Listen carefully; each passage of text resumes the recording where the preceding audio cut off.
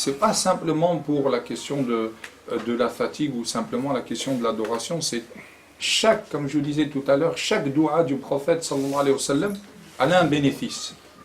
C'est pas juste un exercice verbal.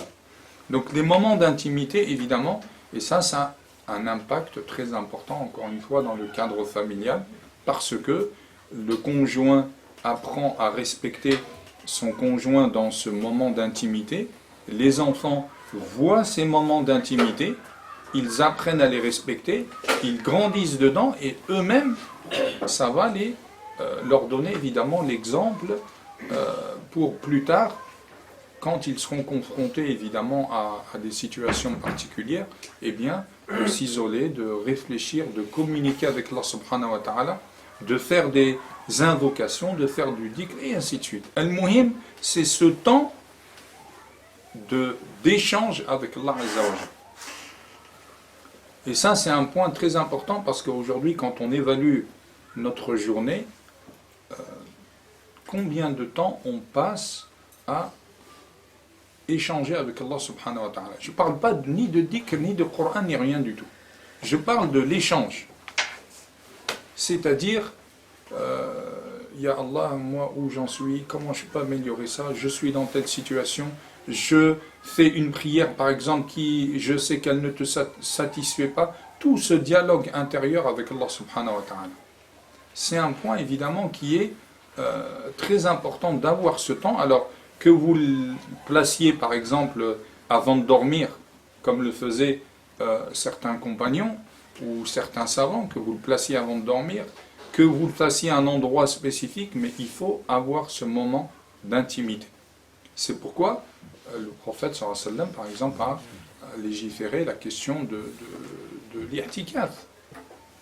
La retraite spirituelle, ce qu'on appelle l'i'tikaf, vous savez que l'i'tikaf, c'est un acte d'adoration à part entière. Il ne faut pas croire que c'est un acte d'adoration qui se fait que pendant Ramadan. En réalité, c'est une pratique religieuse à part entière qu'on appelle la retraite spirituelle.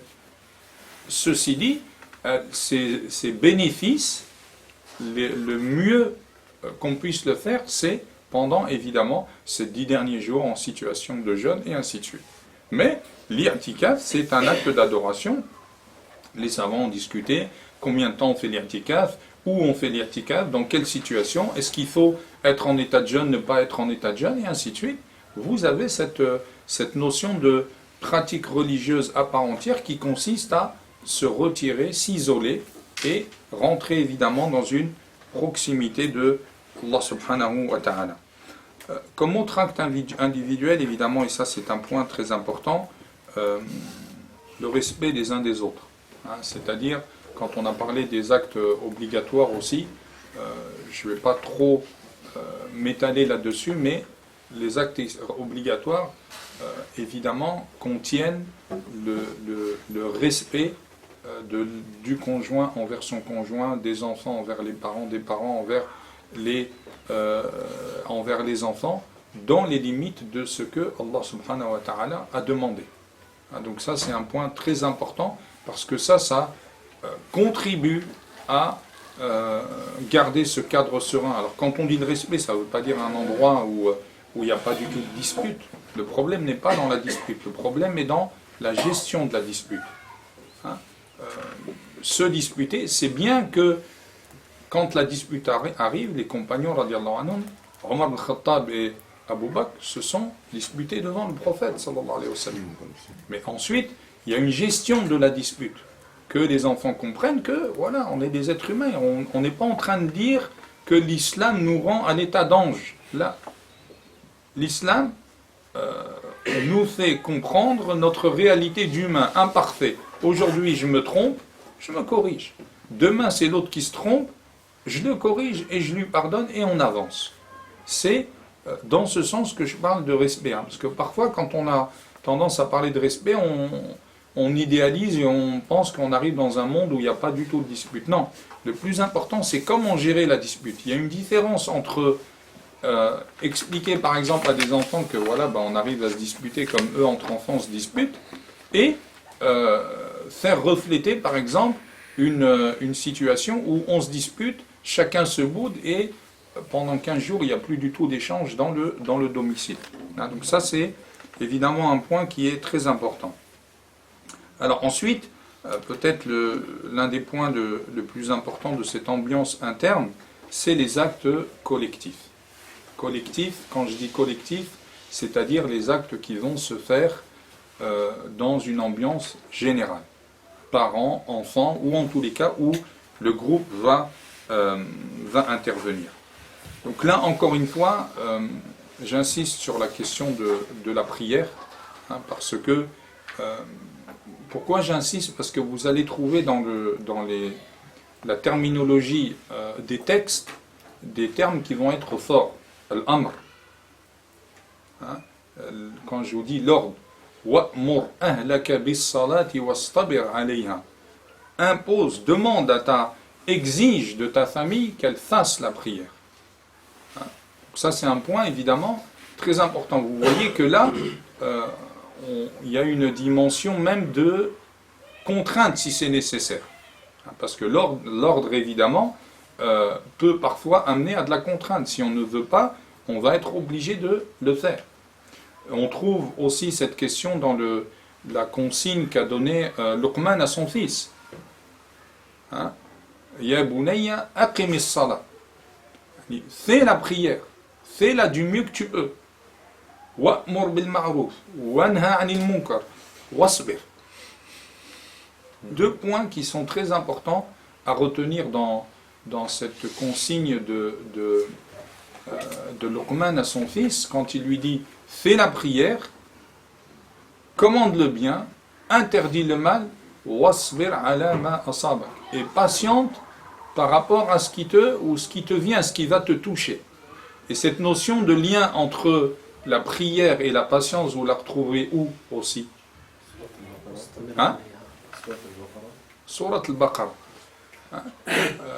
Ya ayyuhalladhina amanu wasta'inu bis-sabri was-salat. Sta'inu bis-sabri was-salat. Donc, deux points qui sont très importants et qui sont liés les uns aux autres. On ne peut pas parler de prière sans sabr. C'est pas possible. La réalité évidemment humaine, au début évidemment après un cheminement, comme le cas du prophète sallallahu alayhi wa sallam, des compagnons, le cas de personnes qui vont arriver évidemment à vivre la prière dans une autre dimension, où, comme le disait le prophète sallallahu alayhi wa sallam, Arihna biha ya Bilal, repose-nous avec la prière, fais l'adhan afin qu'on se repose. Au début, il va y avoir une question de contrainte qui va en appeler à la patience.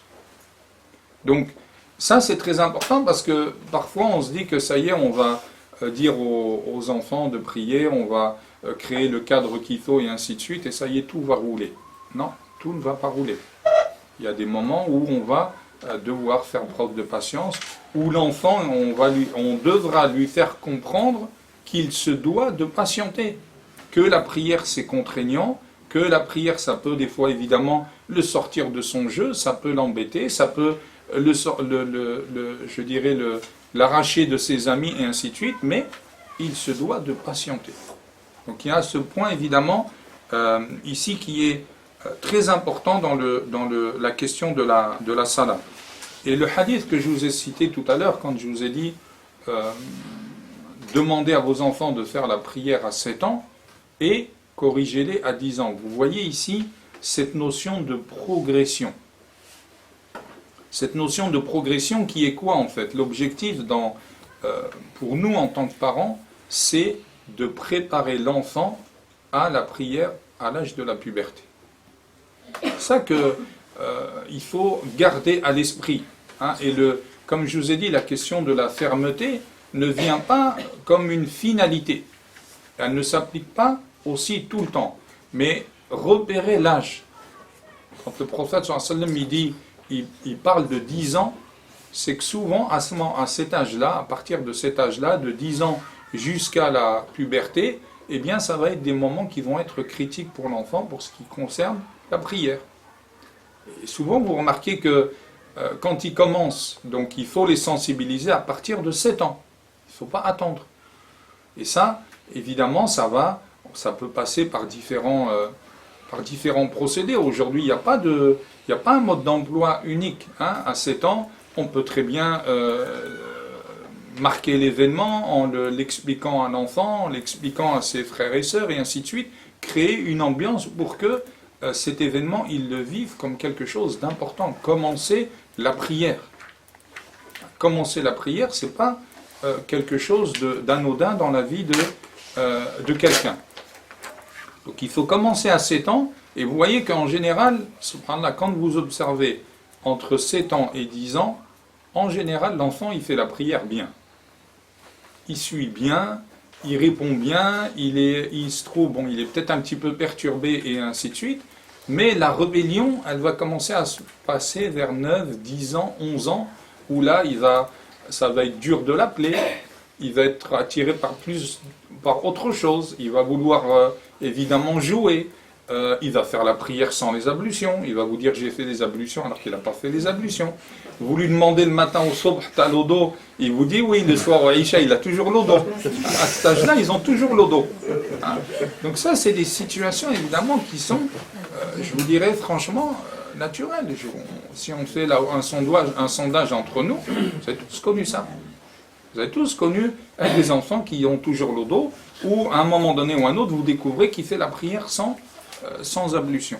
Donc ça, c'est un âge en vérité sur lequel il convient d'être vigilant, et en même temps, quand il dit « wadribuhum », c'est-à-dire « corrigez-les », c'est en même temps une allusion directe au changement de méthode. Hein? Au début, vous procédez comme ça, à un moment donné, vous allez devoir peut-être procéder d'une autre manière. Donc il y a l'allusion évidemment dans le hadith prophétique au changement de la méthode. Hein, prendre en considération évidemment l'évolution de l'enfant, l'évolution des personnes au-delà de la question de l'enfant. Ces questions-là, elles se traitent évidemment en prenant en considération celui qui est derrière nous, ou devant nous. Hein.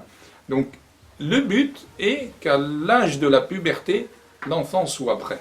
Parce que, évidemment, en tant que parent, à l'âge de la puberté, on n'a plus de moyens d'imposition ou autre. Il est responsable devant Allah subhanahu wa ta'ala. On se doit de lui faire le rappel, comme quelqu'un d'adulte. Donc ça, évidemment, vous voyez que là, on est dans une dynamique de préparation et plus éducative qu'autre chose. Et celui, évidemment, qui a goûté la prière à 7 ans, même si un jour, dans sa vie, la qadar Allah, il lui arrive quelque chose qui délaisse ou autre, eh bien, en tant que parent, vous avez semé la graine. Et ça, évidemment, c'est un point très important, de faire la distinction entre le fait de semer la graine, la bonne graine, qui va, même si un jour elle s'arrête de pousser, elle va reprendre. Mais si elle est mal semée, si elle arrête de pousser un jour, elle risque de ne jamais reprendre. Hein, donc ça, c'est un point qui est très important. Dans les actes collectifs, évidemment, tout ce que j'ai dit tout à l'heure, hein, qui va tourner autour de la pratique surrogatoire, avoir des pratiques surrogatoires en groupe, que ce soit le jeûne, que ce soit, comme je vous disais, le don, que ce soit la prière, que ce soit le dhikr, que ce soit les visites aux gens. Et ça rentre dans les actes obligatoires qu'il faut faire de manière collective. Le respect des liens de parenté. Hein. Par contre, il faut l'expliquer. Et là, j'en viens évidemment à un point important que je vais appeler les assises collectives. Alors, c'est un terme qui est quand même un petit peu, moi, que j'aime pas trop, parce qu'en général, quand on parle d'assises, on pense toujours à cette notion de halaqa, où il faut toujours un côté formel. L'assise, pour moi, elle peut avoir plusieurs formes. Elle peut relever de la halaqa, ça c'est important, mais je parlerai plus d'assise en termes de communication, d'échange. C'est ça, il faut prendre le temps d'échanger. Comme je disais tout à l'heure, il faut prendre le temps de se retrouver seul avec Allah subhanahu wa ta'ala. Il faut prendre le temps aussi de vivre ces situations en groupe, d'échanger. Quand on va leur dire, voilà, on va visiter tes grands-parents, il faut leur expliquer la place des grands-parents en islam. La place des parents en islam, la place de la famille en islam. Qu'est-ce qui implique du côté, qu'est-ce que ça implique du côté de la foi? Quelle récompense il y a? Quel châtiment il peut y avoir si on ne respecte pas cela? Alors, après la question du châtiment, évidemment, en fonction de l'âge, mais le moment où il peut comprendre, insister sur ces questions-là. Donc, avoir des moments où on se retrouve et où on échange. Et là, je vais vous prendre quelques exemples, en tout cas un exemple que vous connaissez tous, parce que dans les assises ou dans les moments de communication, les points, je dirais par priorité évidemment, le point fondamental, c'est de parler de Allah subhanahu wa ta'ala. On va beaucoup avoir des discours d'en faire, ne pas faire et ainsi de suite, mais on oublie de parler de Allah Azza wa Jal. Et il y a un hadith que, évidemment, je pense beaucoup d'entre vous, vous avez déjà entendu, ce propos du prophète sallallahu alayhi wa sallam adressé à son petit cousin Abdullah ibn Abbas, qui était encore jeune.